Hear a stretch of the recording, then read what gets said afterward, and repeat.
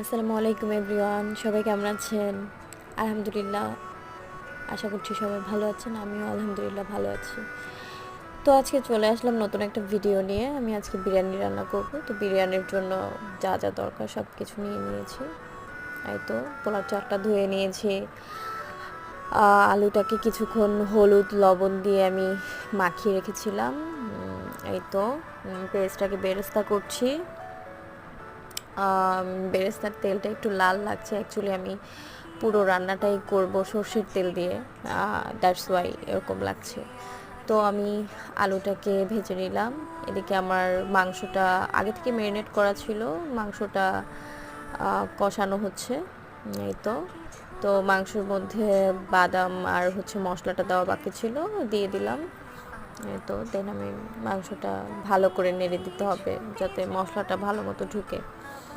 এই তো মাংসটা হচ্ছে, অল্প পরিমাণ দুধ দিয়ে দিয়েছিলাম। এই তো মাংসটা প্রায় কষানো হয়ে গেছে। এত সুন্দর একটা স্মেল আসতেছিল, কি বলবো।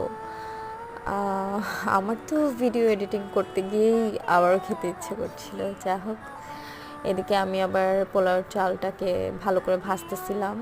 এটা অ্যাকচুয়ালি ভালো করে ভাজা হয়ে গেলে জিনিসটা পোলাওটা একদম ঝরঝরে হয়, ভালো হয়।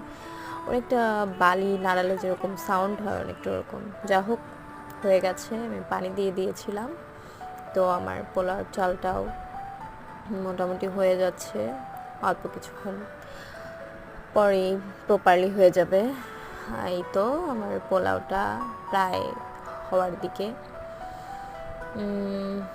এই তো পোলাও হয়ে গেছে, গোশ হয়ে গেছে। এখন আমি পোলাওর চালটা আর যে গরুর গোশটা একসাথে করে দমে রাখবো। এই তো চালটাকে আর মাংসটাকে একসাথে মিলিয়ে ফেলেছি। এখন দমে রাখলেই আমার বিরিয়ানি রেডি। অ্যাকচুয়ালি এখানে প্রায় 2 কেজি পরিমাণের চাল ছিল। আলুটা দিতে ভুলে গিয়েছিলাম, দেন পরে দিয়েছিলাম। আর গোশত ছিল প্রায় 3.5-4 কেজির মতো। এই তো আমি 2টা হাঁড়িতে করেছিলাম। এই তো আমার বিরিয়ানি প্রায় রেডি। এই তো উপরে বেরেস্তা দিয়ে বিরিয়ানিটা দমে রেখে দিয়েছিলাম। বিরিয়ানির লুকটা জাস্ট ওয়াও। আমার ভাইরা তো খেয়ে খুবই প্রশংসায় পঞ্চমুখ। জানি না কেমন হয়েছে।